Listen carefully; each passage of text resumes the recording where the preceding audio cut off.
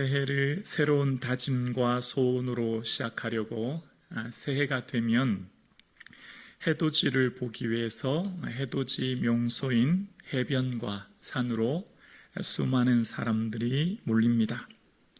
매년 동해안 해돋이를 보기 위해서 12월 31일이 되면 서울에서 강릉으로 가는 고속도로가 굉장히 정체가 되지요. 반면 또 새로운 한 해가 시작되는 1월 1일이 되면 강릉에서 서울로 돌아오는 차들로 도로가 정체되는 것을 봅니다. 새해가 주는 의미가 특별하기 때문입니다. 사실 새해 뜨는 해와 1년 중 매일 뜨는 해는 별 차이는 없습니다. 그럼에도 불구하고 많은 사람들은 새해가 되면 뜨는 해를 직접 보려고 추위와 피곤을 무릅쓰고 해변으로 또 높은 산으로 오릅니다. 왜죠? 365일 중에 새롭게 시작하는 첫날 처음 떠오르는 태양이기 때문입니다. 한 해를 시작하는 첫날의 해를 보면서 이루고 싶은 소원을 품고 또 새로운 다짐을 하기 위함인 거죠. 아직 오지 않은 미래에 대한 기대와 설레임을 그 뜨는 태양을 보면서 시작하려고 합니다. 미래는 우리에게 새로운 기회이기 때문입니다. 누구에게나 과거에 실패했어도 미래, 내일은 새로운 성공을 기대하고 내일은 오늘보다 좀 더 나은 삶을 바라보고 변화와 성장을 기대하기 때문인 거죠. 새해가 특별하게 느껴지는 이유는 모든 사람들이 1년을 단위로 살아가고 있기 때문입니다. 전 세계 모든 국가와 정부 기관에서는 1년 단위로 계획을 세우고 목표를 발표합니다. 회계연도도 1년 단위로 이루어지죠.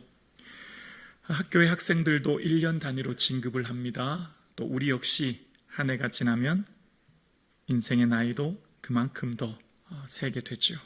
대부분 계약 연도도 1년 단위로 이루어집니다.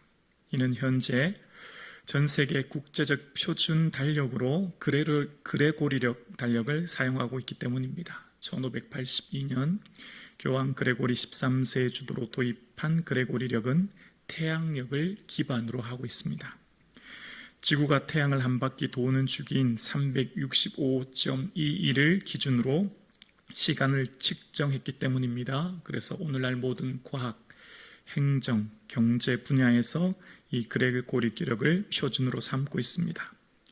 그래서 매년 새해가 되면 시간을 처음으로 돌리는 간섭 속에 사람들이 살아갑니다. 새해가 되면 365일 중에 첫 하루를 시작하는 날로 시작하고 우리가 매일 보는 이 달력도 12월에서 1월로 새롭게 시작하는 날로 달력을 넘깁니다. 그래서 새해가 되면 우리 모두가 무언가 새로운 시작이 되었다라고 마음을 먹습니다. 새로운 기회, 새로운 꿈, 새로운 시작이 되었다 생각하면서 새로운 마음의 소원을 품고 시작하는 것이죠. 태양력이 만들어낸 문화는 이 반복된 새로움입니다. 시간이 바뀌면 새로워진다라고 하는 생각을 하게 되는 거예요. 그래서 막연히 시간이 바뀌면 새로운 존재가 되고 새로운 기회가 온다라는 생각을 하는 거죠. 그래서 우리의 인생을 한 해로 매듭 짓습니다. 이렇게 태양이 뜨고 지는 태양력을 기반으로 한 시간은 돌고 돌아가는 순환론적인 시간의 개념입니다. 하루를 24시간으로 또 한 해를 12달로 반복하는 이 순환적인 시간 개념을 가지고 있습니다. 그 기준의 중심은 태양이 있고 태양이 뜨고 지는 것을 반복하고 순환적으로 생각하는 거예요. 그래서 매일 태양이 뜨고 지는 이 시간 속에서 인생의 새로운 매듭을 한 해로 이제 짓기 시작하는 거죠. 자, 그러나 기독교의 시간은 이미와 아직 사이에 한 방향으로 종말론적인 시간 개념을 가지고 있습니다. 우리의 시간은 직선적 시간 개념이에요. 그러니까 예수 그리스도께서 이미 오시어서 시작된 하나님 나라가 교회로부터 시작되었고, 이제 다시 오실 예수님께서 오심으로 하나님 나라가 완성되는 끝을 향해 달려가는 시간을 우리 모두는 살아가고 있습니다. 그러니까 예수님께서 이 땅에 이미 오셨고 다시 오실 예수님을 기다리는 현재를 살아가는 우리를 종말을 살아가는 시대라고 보고, 우리는 이 시대 모든 성도님들은 살아가는 거죠. 그러니까 우리의 모든 시간의 중심에는 예수님이 계십니다. 성도의 인생의 중심, 또 이 모든 역사의 중심에는 예수님이 계신 거예요. 모든 역사의 주관자, 우리 인생의 주관자는 예수님이십니다. 그래서 오늘은 2025년이 아직 한 달 남았습니다. 달력상으로 아직 한 달 남았지만, 그러나 교회력으로는 한 해를 시작하는 대림절 첫 주일입니다. 그러니까 교회력으로 중심으로 살아가는 우리 성도님들에게는 대림절 첫 번째 주일인 오늘이 저와 여러분의 삶에 새로운 한 해가 시작되는 날, 분기점이 되는 거죠. 축하드립니다. 대망의 새해를 맞이하셨습니다. 여러분, 왜 대림절이 교회의 시작이라고요? 신구약 성경의 중심이 예수 그리스도이시죠. 예수님께서 오심을 기다리는 시간이 대림절이었고, 그 예수님의 오심으로 시작해서 하나님 나라가 선포되고, 그 예수님의 십자가의 죽으심과 부활을 생각하는 사순절과 부활절을 지나게 되지요. 그리고 예수님께서는 부활하신 후 성령을 보내셔서 모든 교회는 성령의 임재를 경험하며 살아가는 성령 감림주의를 살아갑니다. 그래서 교회력의 중심은 예수님이시요, 오늘을 살아가는 성도님들의 삶의 모든 고백은 예수님을 주로 고백하며 살아가는 삶을 오늘 우리가 살아갑니다. 시간의 기준 되신 예수 그리스도, 인생의 기준 되신 예수 그리스도, 또 넓은 의미로 역사의 기준 되신 예수 그리스도를, 우리에는 그 예수님을 주되심을 고백하며 주님의 온전한 다스림 안에 거하기를 고백하며 오늘 우리는 이 예배를 드리고 있는 거예요. 그래서 대림절 첫 번째 주일을 보내고 있는 우리는 교회력으로 이미 이제 오늘부터 새로운 한 해가 시작된 것입니다. 대림절을 통해 우리는 이제 2025년을 새로운 한 해를 시작하게 된 거예요. 여러분, 성도의 새로운 시작은 태양이 뜨고 지는 곳으로 시작하지 않습니다. 매일 찾아오는 새 아침, 새해가 태양이 뜨는 것이 우리를 새롭게 해주는 것이 아니죠. 첫날 해맞이를 통해서 우리 존재가 새로워지는 것이 아니죠.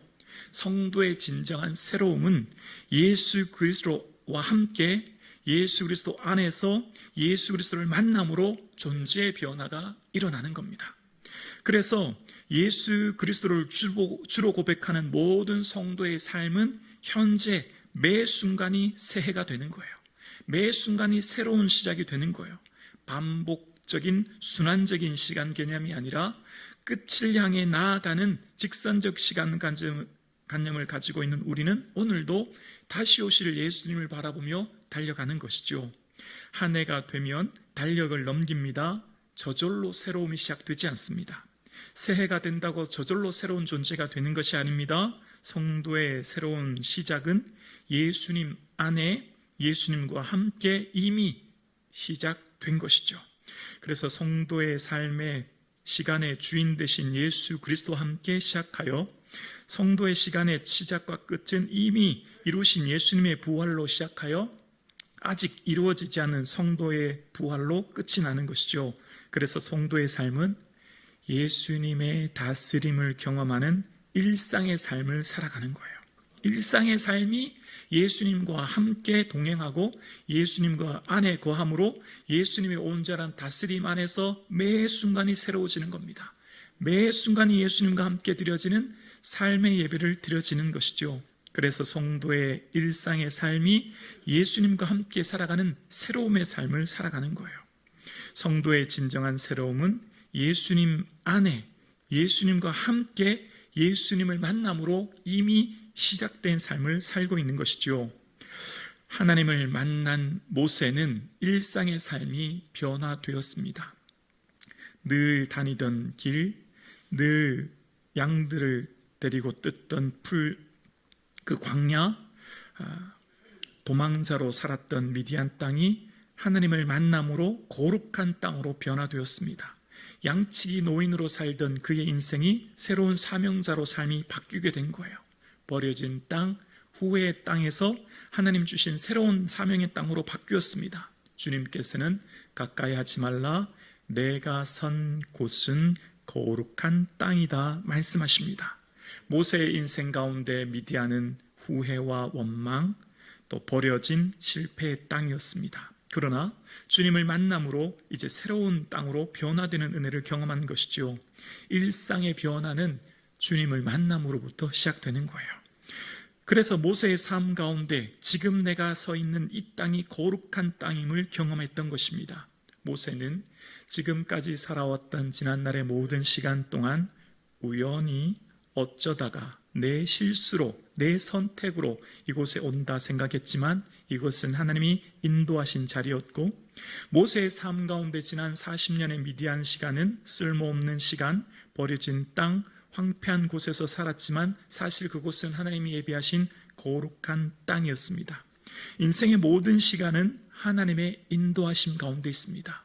오늘 일부 예배들을 드리시는 여러분과 저의 삶은 내가 볼 때 불필요한 시간, 내가 볼 때 버려진 시간, 내가 볼 때 낭비한 시간, 내가 볼 때 의미 없는 시간 같지만 그것마저도 하나님은 선용하시고 우연히 어쩌다가 마주한 그 시간이 아니라 하나님의 인도하심 안에 있음을 고백하며 우리는 그것을 하나님 인도하신 거룩한 땅이라 고백하며 오늘 여기에 서 있습니다.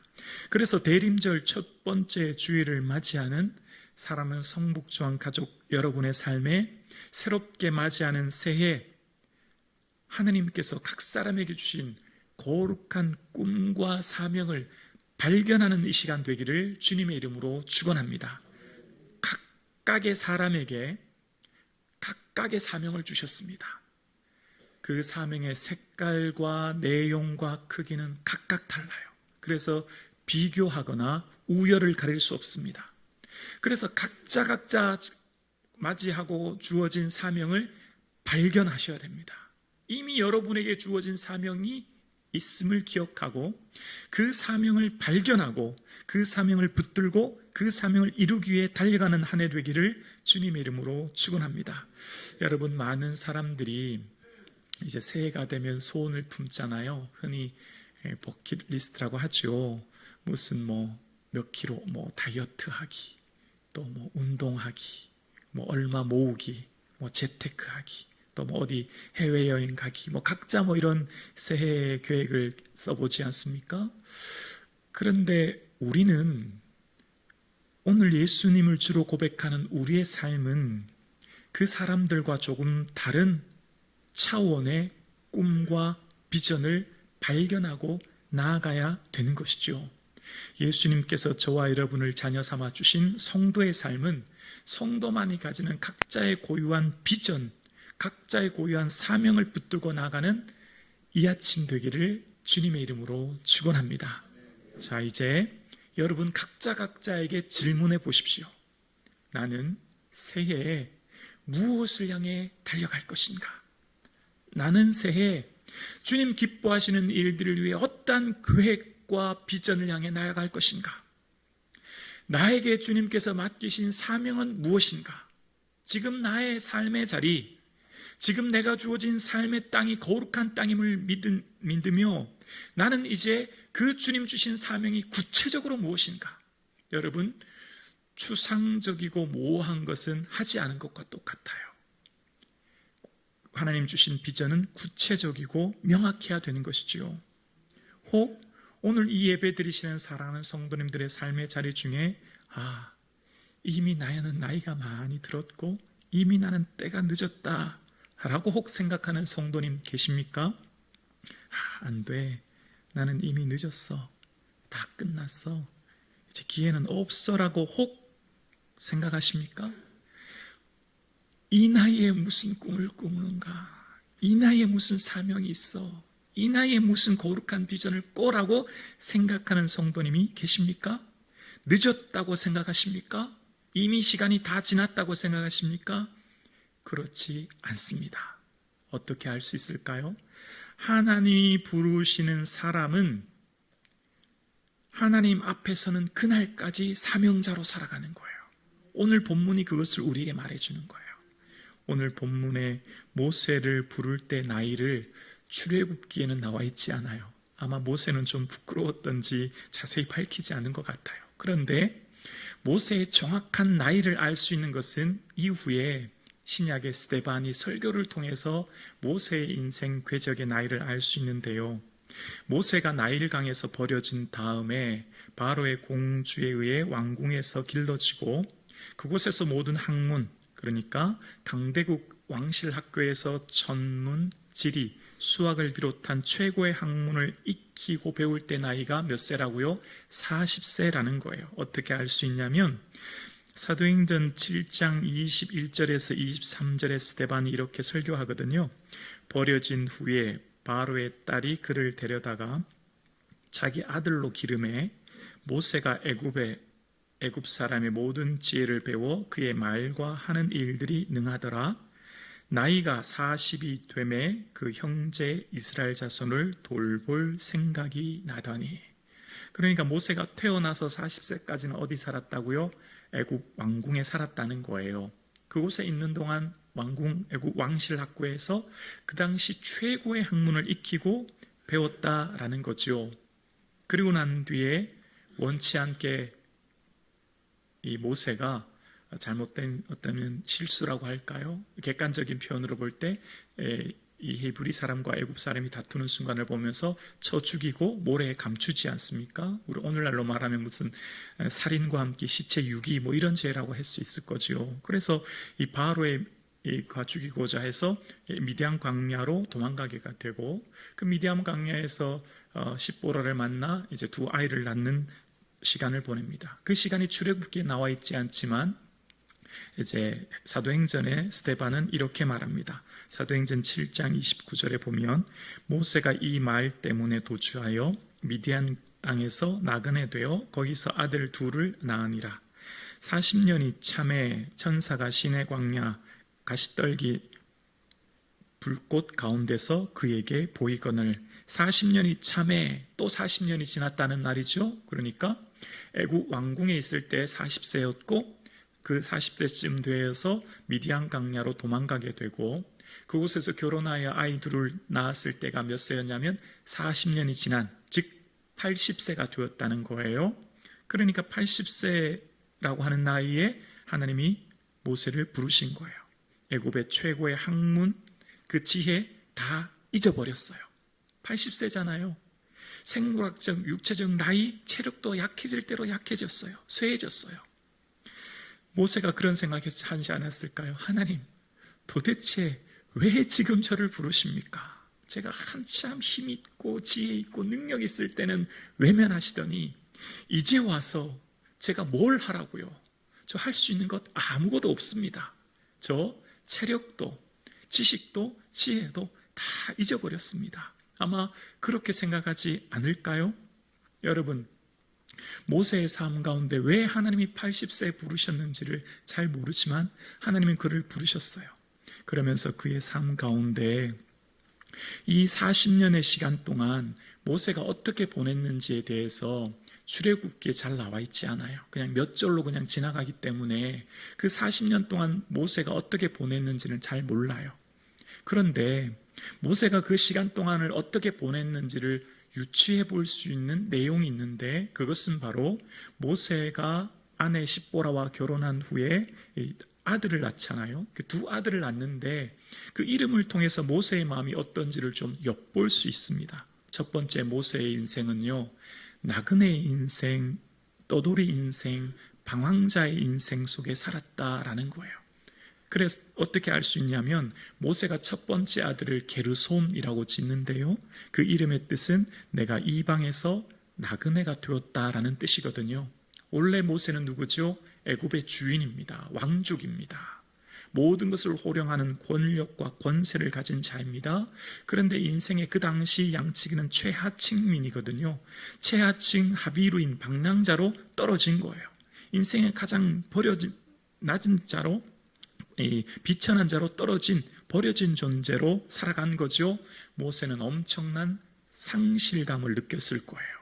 그리고 모세는 그거 이전에 있었던 모든 권력과 그가 가진 엄청난 권한을 다 잃어버렸기 때문에 공허함이 밀려왔을 것이고, 어쩌면 그에게는 열등감도 있었을 거예요. 내 인생 이렇게 끝나는구나. 나는 이렇게 이방 땅에서, 광야에서 나는 그냥 양치기로 살아가야 되는구나 라고 하는 허무함과 열등감이 가득했을 것이라 생각해 봅니다. 또한 모세는 그 광야 40년의 시간 동안 죄책감이 무척 컸을 거라 생각해요. 왜냐하면 둘째 아들을 낳았을 때 이름을 엘리에셀이라고 하는데, 하나님이 나를 도우사 바로의 칼에서 구원하셨다라는 뜻입니다. 바로의 칼에서 나를 구원하셨다라는 말은 모세가 지금까지 잊지 못하고 있는 한 가지가 있었어요. 뭐죠? 과거 40년 전 그가 사람을 죽였던 살인의 죄, 사람을 죽이고 모래에 묻었던 그 기억.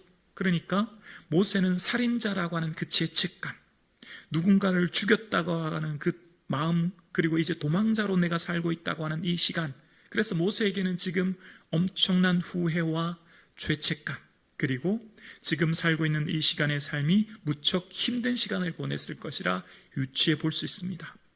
모세는 그 당시 모세가 살아갔던 이 시기에 80세 노인입니다. 백발의 노인이 되어서 남은 것은 아무것도 없는 그저 쓸쓸한 광야에서 보내야 되는 시간을 그는 살았습니다. 모세의 40년의 시간은 상실의 시간이었고요, 그 스스로의 생각 속에서 아픔과 고독, 외로움의 시간이었습니다. 광야 40년 동안 양치기 생활을 하는 것은 맹수와 싸우는 위험한 시기이기도 했고, 하나님의 임재를 경험하지 못한 외로운 시간이었습니다. 바로 절대 군주 바로의 공격을 체포당함을 피하기 위해 도망자의 신세로 미디안에 살아야 했고, 사람들의 눈을 피해 여기까지 왔기에 늘 낯선 사람을 보면 두려웠기에 어쩌면 초라한 삶을 살았던 것이죠. 자, 그런데 모세 스스로 생각하기에는 그 시간이 무척 괴롭고 힘든 시간이었고, 모세 스스로 볼 때는 그 시간이 버려진 시간, 낭비의 시간, 고독한 시간처럼 보여요. 왜냐하면 그 시간 하는 일이 아무것도 없이 시간만 흘러가거든요. 그런데 그 시간은 그런 시간이 아니었다는 것을 우리는 성경을 통해 다시금 깨닫게 돼요. 그 시간은 하나님이 완성해가는 시간, 하나님이 하나님의 뜻을 이루어가는 시간이었다는 것을 깨닫게 돼요. 왜냐하면 사도행전 7장 30절에 보면, 사도행전 7장 30절에 40년이 참에 천사가 시내 광야 가시나무 떨기 불꽃 가운데서 그에게 보이거늘이라고 하죠. 여기 40년이 어떻게 했다고요? 참회라고 했습니다. 이 원어의 뜻은 플레로라는 뜻인데요, 시간을 채우다, 완성하다라는 거예요. 성취하다는 거예요. 그러니까 지금 이 40년 동안 하나님께서 완성해 가시고 성취해 가시는 시간이었다는 거예요. 왜 이 지금은 40년이 참회라고 표현했지만 이전에 왕궁에 있을 때는 어떻게 표현하냐면, 사도행전 7장 23절에 애국 왕궁에 있을 때는 나이가 40이 되매 그 형제 이스라엘 자손을 돌볼 생각이 나더니라는 거예요. 그러니까 왕궁에 있을 때 40년은 되매라는 뜻인데, 이 호스라고 하는 관계 부사를 쓰는데요, 이것은 그냥 어떤 때라는 표현을 쓰고 있습니다. 그러니까 시간이 어떻게 저절로 채워지는 때를 말하는데, 그러니까 시간이 지나가면 채워지는 때를 말하는데, 이 광야의 시간에서는 하필 참회라고 하는 단어를 쓰고 있는 거예요. 그러니까 조금 전 애굽궁에 있을 때는 40이 되었다라는 표현을 쓰는데, 광야의 시간 속에서는 하나님이 뭔가 채워가신다는 거예요. 원어의 뜻으로 보면 완성하다는 거예요. 이루어 가신다는 거예요. 그러니까 분명한 차이가 있는 거예요. 분명히 광야의 시간에 하나님 뭘 채워가신다는 거예요.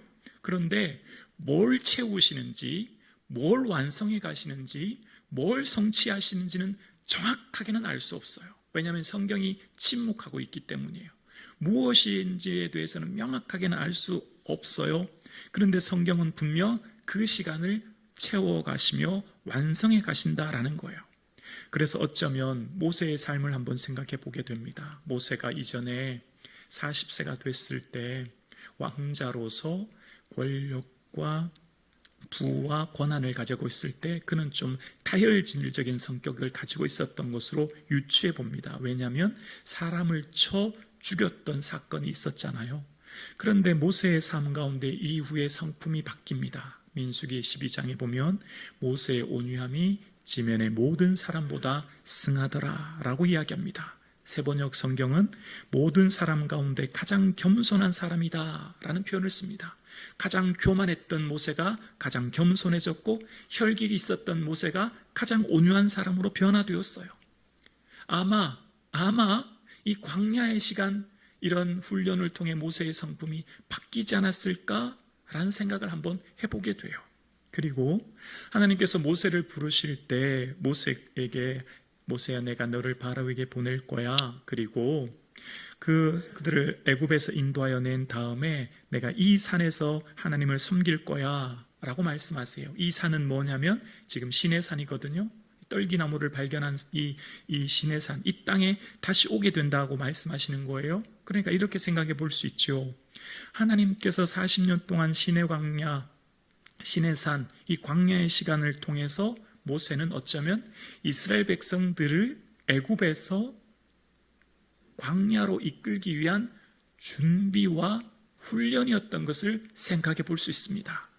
애굽의 위험한 동식물은 무엇인지, 사막의 모래폭풍은 어떻게 피해야 되는지, 사막의 물은 어디에 있는지, 사막의 낮과 밤의 기후 속에서 어떻게 견뎌야 되는지, 여러 가지 삶의 자연적인 환경을 그는 40년 동안 몸소 체득되었을 거라 생각해 봐요. 그러니까 이 광야의 시간, 이 산에서, 즉 이 시내산에 다시 오게 된다는 말은 누구보다도 모세는 이곳 지리를 잘 알게 되지 않았을까요? 누구보다도 모세는 이 광야에 대해서 이 전문가가 되지 않았을까요? 그래서 생각해 봅니다.